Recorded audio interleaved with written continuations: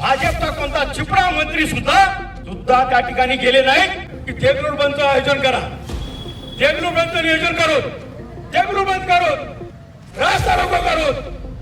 जोपर्यंत या निद्रिस्त कुंभकर्ण झोपेचं सोंग घेणाऱ्या केंद्राच्या कात्रीच्या सरकारला जाग येणार नाही, त्यांना नुसती चोही चिपटी करून काय होणार नाही, त्यांना गुस्सा घालावा लागणारा गुस्सा घालावा लागणारा गुस्सा. नरेंद्र मोदीचं करायचं काय, हिटलरशाही मोदीचं करायचं काय, हिटलरशाही अमित शहाचं करायचं काय. शर्म करो, शर्म करो, शर्म करो, नहीं तो तुम डूब मरो. भारतरत्न विश्वरत्न डॉक्टर बाबासाहेब आंबेडकर यांच्या चरणी विनम्र अभिवादन करतो. छत्रपती शिवाजी महाराज, महात्मा बसवेश्वर, थोर साहित्य सम्राट अण्णाभाऊ साठे यांच्या चरणी नतमस्तक होऊन आजच्या या आंदोलनाला सहभागी झालेले सर्व मान्यवर नेते मंडळी, उपस्थित सर्व कार्यकर्त्यांना, काल जेव्हा आमच्या संजय कांबळे साहेबांचा आणि आमचे कैलास शेळके साहेबांचा फोन आला की उद्या असं आपल्याला आंदोलन करायचं आहे, मी काल माझी मुलगी आणि नात जर्मनीहून मुंबईला आली होती, तिला रिसिव्ह करण्यासाठी, तिला घेऊन येण्यासाठी गेलो होतो. आजचा काय येण्याचा दिवस नव्हता, योग नव्हता, रेल्वेचं तिकीट सुद्धा नव्हतं, पण आंदोलनाचा संदेश आल्याबरोबर मी माझ्या मुलीला घेऊन निघालो इथे यायला, मला त्यामुळे उशीर झाला. त्याबद्दल मी सर्वप्रथम या ठिकाणी माफी मागतो. आणि गेल्या 20-21 दिवसापासून देशातील भवितव्यासाठी, जे देशाचं जे भवितव्य आहे, युवक हा देशाचा कणा आहे, युवक हा देशाचं भवितव्य आहे, त्या भवितव्यासाठी वांगचूक साहेबांनी गेल्या 20-22 दिवसापासून दिल्लीच्या जंतर मंतरवर या ठिकाणी न्याय मागण्यासाठी काय मागत आहेत तर प्रधानाचा राजीनामा द्या. ह्या पेपर फुटीसाठी जे जबाबदार आहेत प्रधान, त्यांचा राजीनामा द्या. एक न्याय मागणीसाठी आंदोलन करत असताना 20-22 दिवस झालं प्रधानाचा राजीनामा तर घेणं तर सोडा, पण एवढा मोठा नेता, एवढा मोठा माणूस, एवढा मोठा शास्त्रज्ञ, एवढा मोठा विद्वान नेता जंतर मंतरवर त्या ठिकाणी उपोषणाला बसलेला असताना भाजपचा कोणता चिपळा मंत्री सुद्धा तुमचं म्हणणं काय, तुमच्या अडचणी काय, तुमचं निवेदन काय, ते निवेदन घ्यायला, भेटायला, त्यांचं म्हणणं काय ऐकून घ्यायला सुद्धा त्या ठिकाणी गेले नाहीत.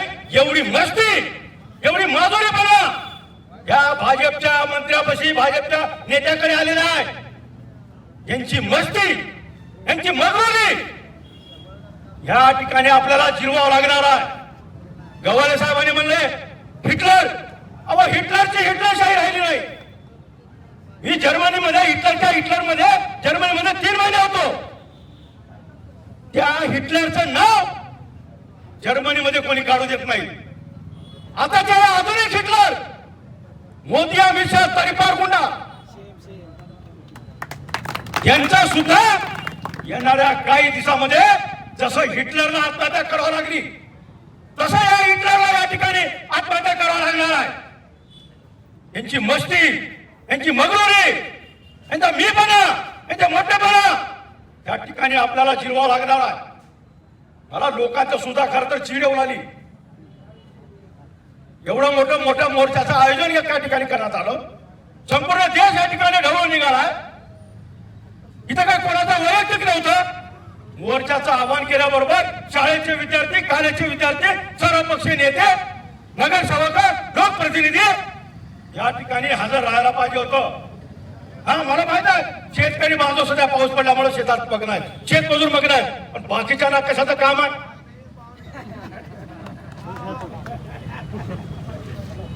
नपुसक झाले सगळे, नपुसक. युरिया टाकलेलं, रासायनिक खत टाकलेलं, डीएपी टाकलेलं, फवारणी केलेलं खत खाऊन आपण सगळे नपुसक झालो.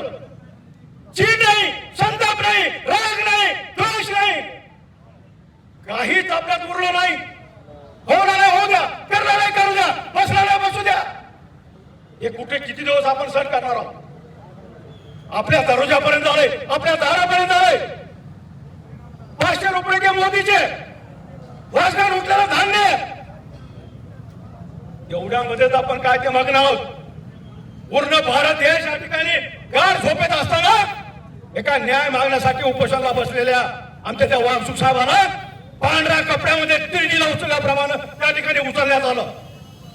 तरी आपल्यामध्ये संताप नाही, छेड नाही, राग नाही, द्वेष नाही, पेटून उठत नाही. हे किती दिवस आपण सहन करायचं? आपलं काय, आपण काय जिवंत आईचं दूध पिलो की काय मेलेल्या आईचं दूध पिलो? इथपर्यंत काही नैसर्गिक परिस्थिती आपल्या या भारतामध्ये, महाराष्ट्रामध्ये या ठिकाणी निर्माण झालेली आहे. किती दिवस सहन करायचं? कधी ना कधी तर आपल्याला मरण आहे, मृत्यू आहे.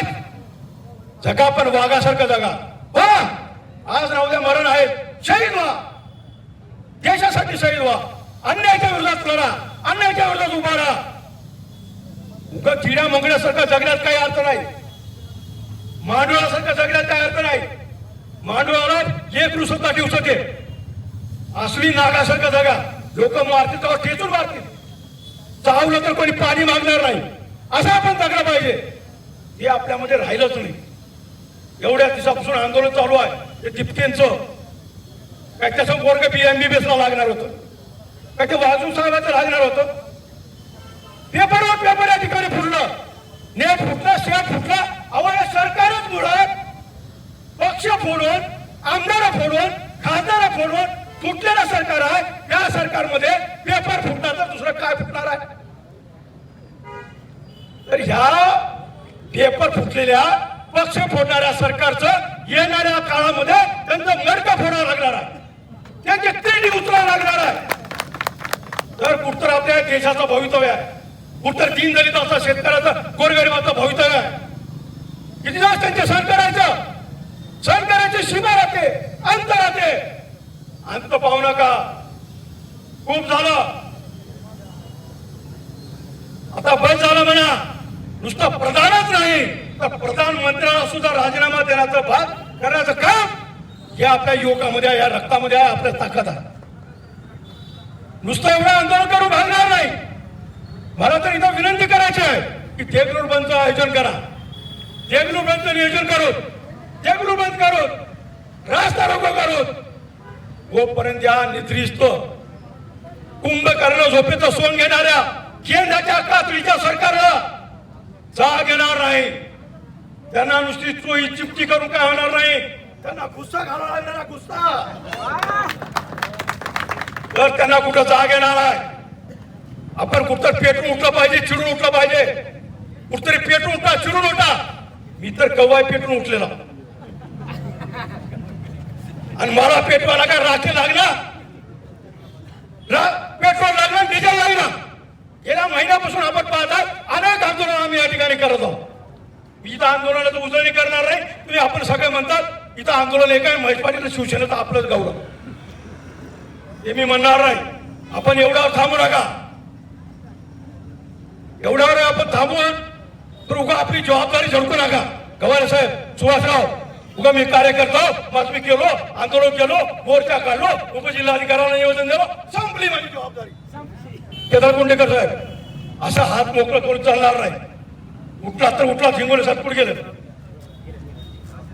कोणाला सुई सोडायला काय मारायला गेलं? संजयजी कांबळे साहेब इतका अभ्यासू नेतृत्व आहे. एवढं ठिल्ला आंदोलन करून चालणार नाही, एवढं पुरचड आंदोलन करून चालणार नाही. या आंदोलनाला कुठतरी उग्र स्वरूप हो द्या.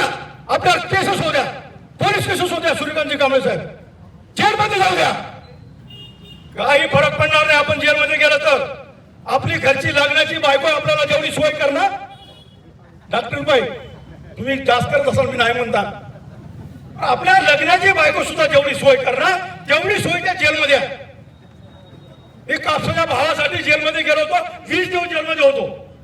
सकाळी उठल्याबरोबर चाय गरम गरम, पुन्हा लगेच मोर फुटलेली उसळ, 10:30 वाजता गरम गरम चपाती, भात, वरण, भाजी, हे जेवण आहे. पुन्हा 4 वाजता गरम गरम जेवण आहे. घरची बायको एवढं वाढते आपल्याला, कोण वाढते काय बाहेरची? आपली बायको सुद्धा आपल्या घरात जेवढी सोय करणार तेवढी सोय, विनामूल्य सोय. ना भाडं नाही, ना बोर्डिंग खर्च नाही, ना जेवणाचा खर्च नाही, कोणताच खर्च नाही. विनामूल्य आपल्याला तिथं सोय होऊ लागली. जेलमध्ये जायची मुळीच भीती बाळगू नका. जेलमध्ये जायची तयारी ठेवा. ज्या इंग्रजाला आपण हाकलून लावलं, त्या इंग्रजा पक्षा मादरचोद पत्तर लावला. आताची भाजपालाची आहे. त्या इंग्रजाला हाकलून लावण्यासाठी आपल्याला जेलभर आंदोलन, जेलमध्ये जायची आपण तयारी ठेवावी अशी मी या ठिकाणी विनंती करतो. आणि हे आंदोलन आज नुसतं हे टिमटिम पेटलेला, ह्याचा भडका उडाला पाहिजे, ह्याची आग झाली पाहिजे. आणि हे दिल्लीचं सरकार या उठलेल्या आगीमध्ये भस्मसात झाला पाहिजे अशी मी या ठिकाणी प्रतिज्ञा करतो. थांबतो एवढ्यावर मी तर थांबणार नाही, तुम्ही कोणी थांबू नका. आपल्याला ह्याच्यानंतर आंदोलन हे पेटतं ठेवावं अशी मी विनंती करतो. थांबतो. जय हिंद, जय महाराष्ट्र, धन्यवाद.